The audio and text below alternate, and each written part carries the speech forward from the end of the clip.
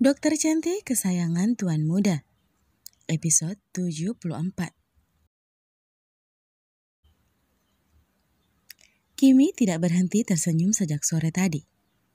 Karena paksaan dari Inggit untuk membuktikan apakah dirinya tengah berbadan dua atau tidak. Akhirnya Kimi bisa tahu kalau ia sedang mengandung buah hatinya. Terima kasih ya sayang, sudah hadir di rahim mama. Ucapnya mengelus perutnya yang datar. Tapi maaf ya, mama belum bisa memberitahukan papa kamu. Mama ingin memberikan kejutan untuknya. Imbuhnya lagi. Kimi sebenarnya ingin langsung mengatakan kepada Ethan. Namun ia urungkan saat mengingat sebentar lagi suaminya ulang tahun. Dan ia akan memanfaatkan momen tersebut untuk memberikan lelaki itu kejutan. Wanita itu bahkan sudah membayangkan bagaimana nantinya ekspresi suaminya saat tahu ia mengandung buah hatinya. Pasti dia bakal senang.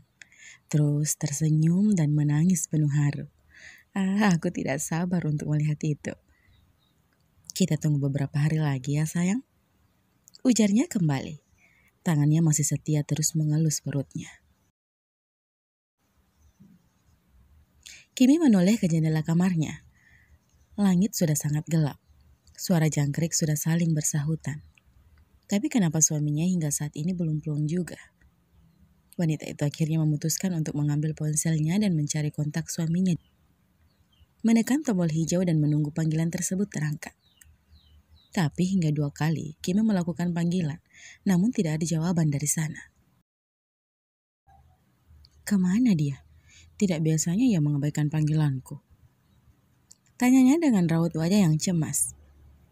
Kimi tidak berpikiran saat yang aneh-aneh. Dia hanya khawatir jika suaminya itu mengalami kesulitan di luar sana. Dan tidak ada yang membantunya. Seperti itulah ketakutan seorang istri apabila suami mereka telat pulang kerja. Tapi terkadang laki-laki tidak mengerti akan hal itu, tapi justru menuding yang tidak-tidak kepada sang istri. Kimi memutuskan untuk turun ke bawah dan menunggu kedatangan suaminya. Ethan membawa mobilnya dengan pelan menuju ke rumahnya. Setelah sempat singgah untuk membelikan istrinya burger di tempat yang sama seperti malam itu. Dan sialnya, Ethan harus bertemu dengan asisten barunya di sana. Sedari tadi pria itu tidak tenang hingga mobil itu hanya melaju dengan kecepatan rendah. Ia masih memikirkan apakah ia akan terus terang mengenai asisten barunya kepada Kimi. Seperti yang diusulkan Romi. Atau justru menyembunyikannya untuk menghindari amukan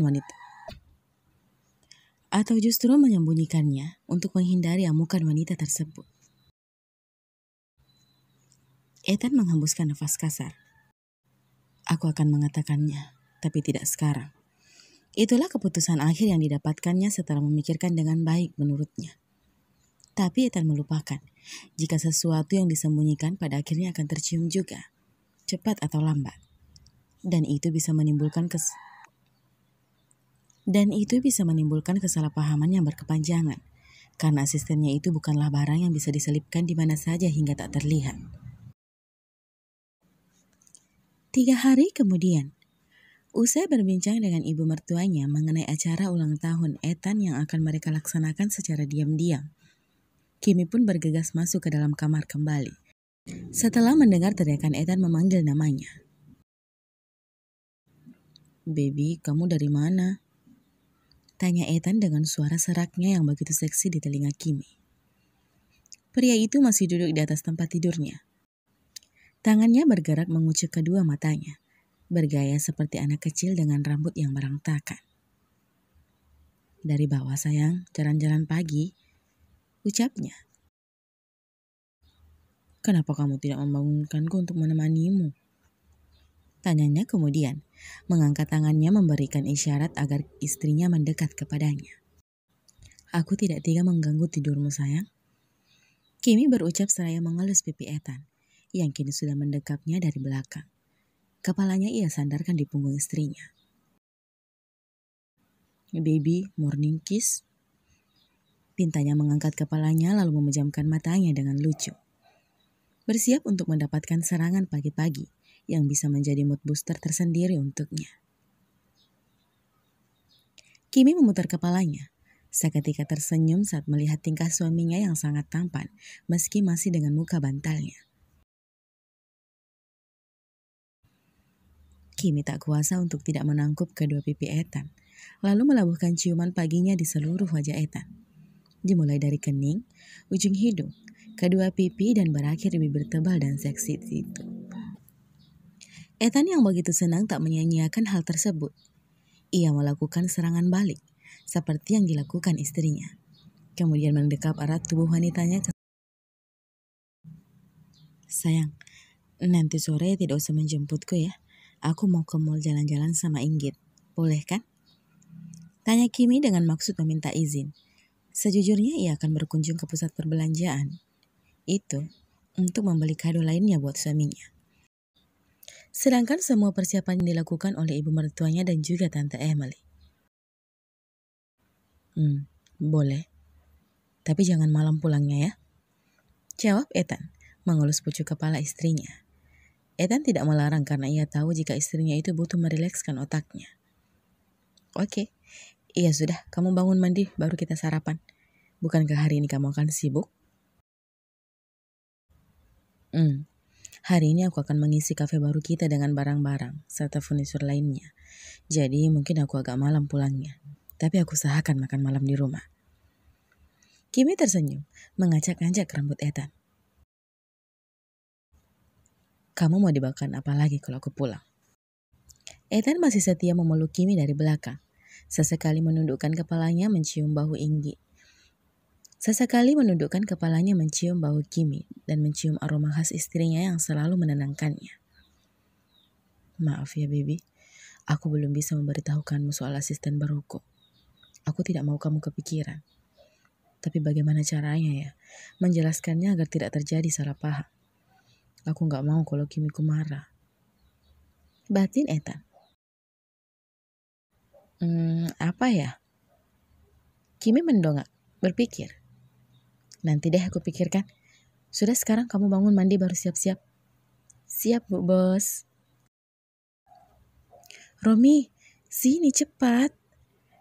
Perintah Inggit saat melihat suaminya hanya diam. Menatapnya yang sedang memegang dasi. Inggit, aku gak usah pakai jas dan dasi ya. Pakai kemeja aja ya. Pria itu bertingkah seperti anak kecil. Berdiri di pojok lemari hias. Sedang membujuk istrinya yang sedari tadi tidak berhenti untuk membantunya berpakaian. Inggit mengulum bibirnya ke dalam, menahan tawa melihat tingkah suaminya yang lucu. Suamiku yang tampan, kata Kak Rahma, kamu harus rapi. So, kamu harus pakai jas lengkap dengan dasi, dan kamu akan semakin tampan, seperti CEO yang ada di drama. Ujarnya dengan lembut dan terlihat girang. Seraya mengalungkan dasi di leher Romi dan pria itu pun hanya bisa pasrah. Tapi apa kamu tidak takut? Tanya Romi, memancing istrinya. Mungkin saja apa yang dia katakan nanti bisa mengubah keputusan wanita tersebut. Tangan Inggit yang sedang memasang dasi terhenti. Sedikit mendongak menatap suaminya dengan alis yang bertautan. Takut kenapa? Ya, kalau aku semakin tampan. Dan di hotel nanti banyak wanita yang akan menggodaku. Benar kamu tidak takut? Romi menaik turunkan alisnya, mencoba meyakinkan istrinya. Sepertinya berhasil. Batin Romi saat melihat Inggit terdiam. Tidak? Inggit tersenyum. Hah? Romi sempat terdiam karena jawaban istrinya itu. Kenapa? Apa kamu tidak cemburu? Tanyanya kemudian. Cemburu sih pasti. Tapi aku juga suka melihat kamu di hotel nanti ada yang mencoba menggodamu. Bilang padaku, biar enak saja menggoda suami orang. Kalau begitu, kamu harus sering-sering ke hotel mengunjungiku. Biar semua orang tahu kalau pemimpin mereka ini sudah ada yang punya. Saja. Jadi kamu jangan coba genit-genit dan hati-hati saja. Hati-hati. Karena aku bisa muncul di sana kapan saja ditahukanmu. Kalau sampai aku melihat kamu genit-genit, aku potong punyamu itu. Jar Inggit menatap kepunyaan Romi. Romi hanya bisa mengangguk menelan salivanya kuat. Merinding sendiri merasa ngilu mendengar ancaman istrinya. Romi mendekap tubuh ramping Inggit usai dasinya terpasang sempurna. Love you istriku, aku janji gak akan genit-genit juga ya. Jangan genit sama idolamu itu, aku gak suka. Inggit membalas pelukan Romi, senyumnya mengembang sempurna. Iya, lagi ya aku juga sepertinya sudah berhenti mengidolakan dia. Aku takut beruang kutubku marah. Romi pun ikut tersenyum. Semakin mengeratkan pelukannya dan mencium pucuk kali. Love you, ujarnya kembali karena Inggit tidak membalasnya tadi. Inggit masih diam. Love you Inggit. Love you istriku.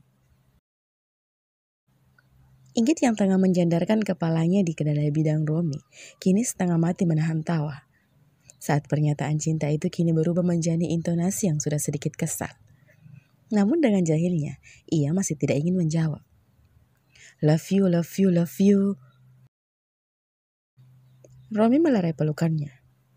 Kok kamu diam saja sih? Sungutnya kesal membuat Inggit tak mampu lagi menahan tawanya. Wanita itu tertawa terbahak-bahak melihat beruang kutubnya yang sudah sangat rapi kini sedang merajuk. Inggit menjinjit untuk meraih bibir suaminya dengan bibirnya. Mengecupnya berulang kali. Love you tuh suamiku. Love you, love you, love you beruang kutub. Dasar radio rusak, resek. Meski begitu, ia kembali mendekap istrinya. Memeluknya sangat erat. Rasa bahagianya semakin bertambah setelah saling mengungkapkan perasaan satu sama lain. Setiap saat sebelum berpisah dan memulai aktivitasnya, Romi tidak pernah absen membisikkan kata cinta di telinga Inggit, di mana hal itu selalu membuat warna wajah merah Inggit terpancar. Sedikit demi sedikit pria itu belajar bersikap romantis kepada istrinya. Tunggu. Inggit melerai pelukannya. Sekretarismu perempuan atau laki-laki? Inggit menatap dengan mata yang sudah membesar. Romi tersenyum kikuk. Perlahan memundurkan langkahnya. Kemudian mengambil langkah 1000 keluar kamar seraya berteriak. Aku tidak tahu. Tunggu Romi. Jangan kabur ya. Romi. Teriak Inggit seraya mengejar suaminya yang sudah turun ke lantai 1. Awas saja ya kalau sekretarismu itu wanita muda. Teriaknya kembali. Bersambung. Sampai jumpa di episode selanjutnya ya. Terima kasih. Bye-bye.